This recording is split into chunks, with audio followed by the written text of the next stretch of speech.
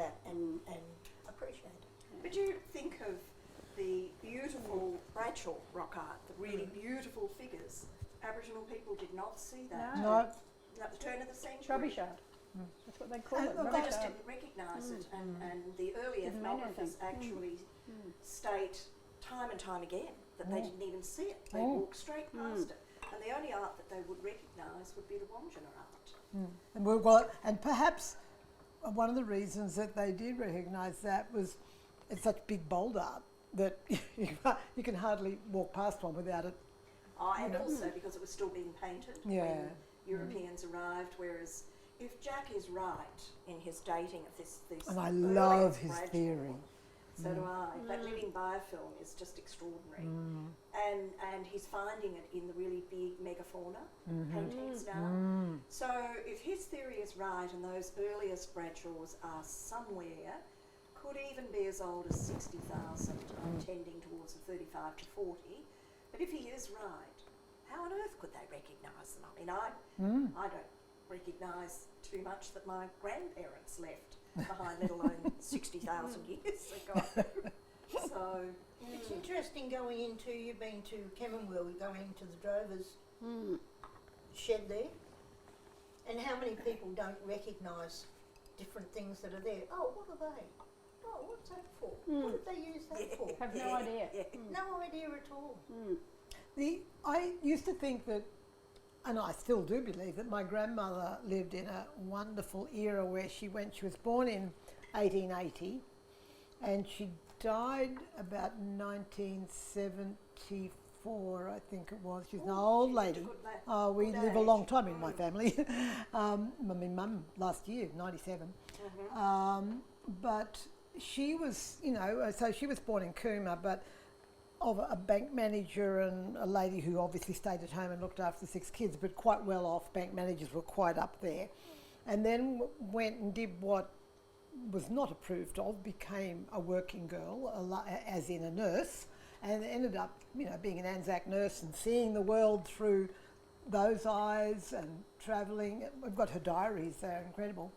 And then came back and married a gambler, and she went from this a privileged life through a very hard life into marriage late. I mean, she had a first child when she was 40 in 1920, my mum. And then she saw, man on the moon, big aeroplanes, fast cars, but thank God, not what's happening today. But, yes, I was just going to say, and I always used to think she had this extraordinary, nearly 100 years through so many changes, but we are now too, and the changes are quicker. They are quicker. And worse. When a man landed on the moon, I was in Glebe visiting an old lady who had an automatic chair that she pressed the button, it went up and down, round and round. She had a remote control TV, and she was 90 plus, and here she's gone through from the horse and cart to the motor car to watching Man on the Moon. Yeah, same thing, like my grandmother. And standing there with her, it was just the excitement. And then to say, do you think it's real? Now questioning, is it really real? And I said, you have to believe it's real. You say so, sister. No, I'll believe. I said, it's real. Come on. Push that button again and off we go. It was so funny. But in her lifespan. Yeah. Well, what Lee was saying just a minute ago about how you said, it's hard to recognise things that your grandparents had. Well, when I look at my great nieces and nephews now, and when they're a little bit older and I can tell them I rode a horse to school and we didn't wear shoes and we had no plumbing and, that they just can't comprehend it. Well, I said that to a kid the other day. We were riding at school with a slate and our skateboard. And then we went from that, when you graduated, got a nib we pen. had nib pens. With ink all over the desk. Say that was graffiti. I want to talk about graffiti, but I have to talk about something. But the graffiti on the bus, like a Nazi sign turned up on the back of the seat. Great. They wouldn't even know what it And meant. then today an FUCK, which I've got off the eucalypt door, but there was a show on TV, and it was about Shakespearean time, and where Shakespeare went to school, and they still have all the old desks Yeah. in that house. I've never been there, but when you had a look at it, they'd all engraved their names in the desks. Yeah. So So it's it's no been different. going on for time immemorial. I am absolutely sure I left my name in my desk. at Oh, St. you didn't, Philomeno's. Lee. You Yes, I naughty, did. naughty And that girl. reminded me that I think we all had a bit of a scratch with the nibs. I didn't. I was a good girl. Yeah, I don't wish think I I did hadn't been. either. And I spent most of my life sitting in the back of the class. I'm not sure why, but I was obviously a dummy. Oh, no, they didn't put the dummies at the back. They put the quiet ones at the back. Yeah. And the troublemakers at the front, so the teacher could get them with the back of the ruler Yeah, I quickly. don't know. But the only time of my primary school I remember, I was always sitting in the back of the class. No, that's because you were quiet. Oh, okay. Well, at St. Philomena's, they always put the noisy kids at the back so that Sister Assisium could actually have a really good aim with her duster. And And she she really tended to missed. spend a lot of my time in the headmaster's office. Why, Del?